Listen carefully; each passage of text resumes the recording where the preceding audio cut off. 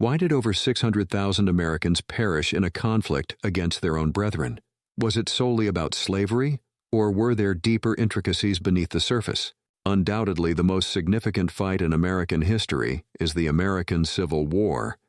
The American nation was established by the American Civil War, which solidified the nation's diverse culture and character.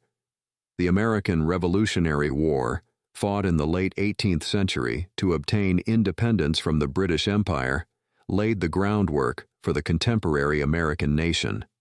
While it is true that slavery was the primary cause of the war's breakout, a thorough examination of the other complex circumstances that existed on the periphery that led to the United States' involvement in the most devastating war it has ever fought would be remiss to the fight.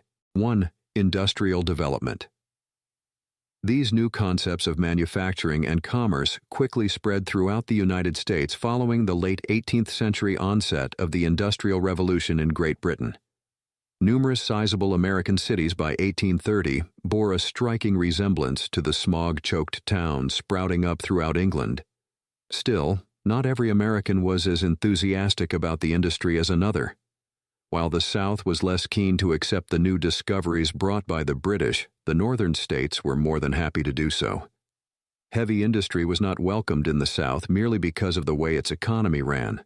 Large factories found limited purpose in the historically mainly agricultural and rural South, much less in densely populated areas where they might be constructed. The economy of the South was mostly based on cash crops like tobacco, sugar, and cotton, which therefore were all produced by slaves. The relative wealth disparity between the two regions increased as the North became more industrialized. The northern states were far richer than the southern states on average. The North's increased prosperity over the South only served to deepen animosity as the North's cultural and economic dominance began to translate into political power. 2. Divisionalism. It may still be challenging to identify a single American culture. A country the size and diversity of the United States has long been home to a multitude of lifestyles coexisting within its boundaries. In the 19th century, this was made even more clear in the run-up to the Civil War. Every state, city, town, and hamlet saw the emergence of distinct lifestyles and cultural views, as many people chose to stay put and live just in their town or city. Because of this, a large number of Americans developed a stronger commitment to their local identity than to any national one. For instance, it was not unusual for a Texan born to identify as first a Texan, then a Southerner, and last an American. This mindset did nothing except intensify the already burgeoning sense of discord. Given how unlike their daily lives, traditions, and customs were from one another, it was much simpler for the North and South to attack one another. An individual living in Alabama and New York before the Civil War most likely shared the same characteristics as someone in Mexico or Quebec. 3. Spreading westward. Ever since the United States first became an independent nation, expanding its territorial holdings in the West was inevitable. As the United States started to settle in the West, more states would emerge out of the territory. While this was great for the United States from an economic standpoint, it was nothing short of a political disaster. The issue of slavery was already contentious by the beginning of the 19th century, and this problem was only made worse with the addition and formation of new states. Both the pro-slavery South and the anti-slavery North fought tooth and nail in Washington to make sure each new state was added to the Union and aligned with them on this issue. Both sides feared that if too many new states adopted the other side's position, it was only a matter of time before they would be fighting a lost cause. This problem was temporarily mended by the Compromise of 1850. As the United States government argued over whether or not the new territory seized in the Mexican-American War would outlaw slavery, it was agreed that California would join the Union as a free state, but it also ushered in much more robust and clear fugitive slave laws. This meant that any slave that escaped bondage to a free state must be returned to their enslaver by law. At the time, this compromise was hailed as a surefire way to avoid open conflict, but in reality, it only delayed the inevitable for another decade. Similar issues would arise in Kansas only a few years later with much more violent results. 4. Bleeding Kansas. In the late 1850s, abolitionist and pro-slavery politicians fought for control of the state of Kansas as it neared statehood. The Kansas-Nebraska Act of 1854 allowed both new territories to choose between free and slave states. This was supposed to lessen violence and stress, but it had the opposite effect. On both sides of the border, armed organizations invaded Kansas to enforce their politics. In most cases, these crowds fought among others, but sometimes the violence spread to freshly arrived settlers who were uninterested. These occasional violences killed 55 persons between 1855 and 1859. By the end of the 1850s, most knew that slavery would not be resolved peacefully and that war was imminent. 5. Developing abolitionist movement. The U.S. abolitionist movement began in the early 1700s. Early abolitionists, especially Christian groups like the Quakers, believed that no man, both created by God, had the right to own another. By 1830, Northern abolitionists were gaining Senate and congressional representation. As the name implies, abolitionists aspired to end slavery in the U.S., a radical viewpoint at the time. Despite their best efforts, most Northern leaders believed slavery could only be restricted to the South. In the decades before the Civil War, abolitionists became more extreme and violent.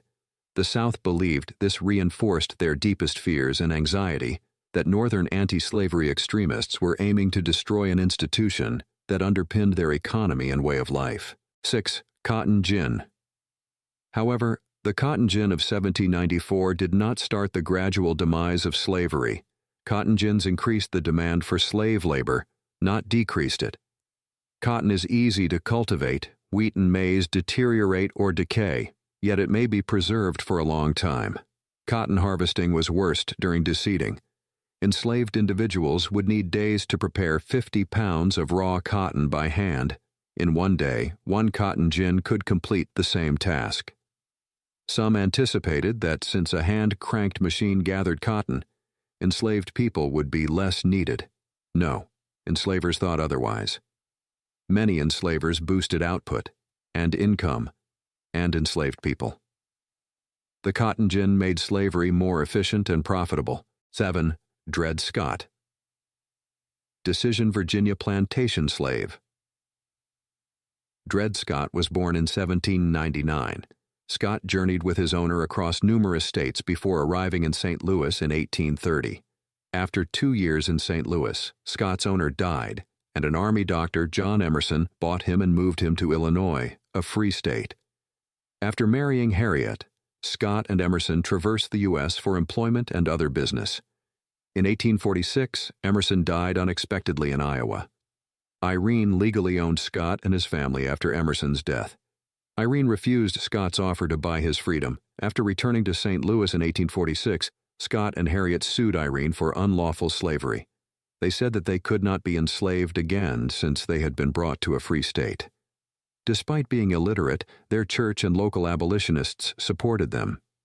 Even Scott's original owners, the Blows, helped. In 1847, the judge decided against them, but they were retried in 1850 and won their release. The Missouri Supreme Court ordered them back into slavery in 1853, after Irene took them to court again. Scott and Irene sued until the U.S. Supreme Court heard their case. After 3 years of litigation, the U.S. Supreme Court sided with Irene and enslaved Scott and his family. This decision infuriated abolitionists and spurred further militant action. Many believed violence was the only way to end slavery in the U.S. 8. Raid on Harper's Ferry. John Brown was an abolitionist firebrand and maybe the most extreme. Brown was devout and believed it was his duty to end slavery in the U.S. by all means. Brown was prepared to murder enslavers and pro-slavery activists to end slavery. Brown and a small gang of former slaves and his sons invaded Harper's Ferry in 1859 to steal guns and ammunition from a small military station. Brown and his men rushed the armory but were quickly surrounded due to insufficient coordination. Unable to escape, they battled for 2 more days until surrendering to federal forces under future Confederate leader Robert E. Lee. Brown and his 6 raiding party members were executed for treason once the dust cleared. Although many Northerners denounced the attack, the South used it as a political weapon. Many Southern leaders portrayed the whole abolitionist movement as violent and extreme as Brown, something that deepened the North-South divide. 9. The economy of the South, with the advent of the cotton gin and other labor-saving devices, the large plantations of the South were reaching new levels of productivity and profits. Despite the fact the import of new slaves from Africa was banned in 1808, the slave population in the South saw considerable growth in the decades leading up to the Civil War. The South's main exports, such as cotton, tobacco, and sugar, were made possible by a slave workforce that numbered close to 4 million in 1860. The Southern landowning elite made an incalculable fortune off of this system. It was very much in the interest of the landowning elite to make sure that the institution of slavery was kept alive at all costs. Not only would the outlawing of slavery financially ruin the Southern elite, but it would also cause a ripple effect on the rest of the Southern economy, as so many other industries were tied to it either directly or indirectly. Staring down total financial ruin, Southern aristocrats and politicians were totally unwilling to compromise, and this stubbornness eventually paved the road to war. 10. Lincoln's election, anti-slavery Republican Abraham Lincoln became president in November 1860. Many Southern lawmakers believed Lincoln's election guaranteed the end of slavery and the devastation of their economy and way of life. 7 Southern states had seceded by the time Lincoln became president in early 1861. Lincoln and the North never acknowledged this as legitimate, even while these rogue states acted independently of Washington, D.C. The election of Lincoln almost guaranteed a war over slavery. A few months after his inauguration, it happened. 11. Fort Sumter. The newly formed Confederacy marched a small number of soldiers to Fort Sumter in South Carolina in April 1861. Confederates ordered the tiny Union garrison to disassemble the fort and flee for friendly territory. After the Union commander refused, they were shot at, starting a minor conflict. Soon after, the Union garrison surrendered, outnumbered and outgunned. This battle was a tiny skirmish, but it was the first Union-Confederate encounter. Soon after this fight, 7 more states joined the Confederacy. The Civil War began.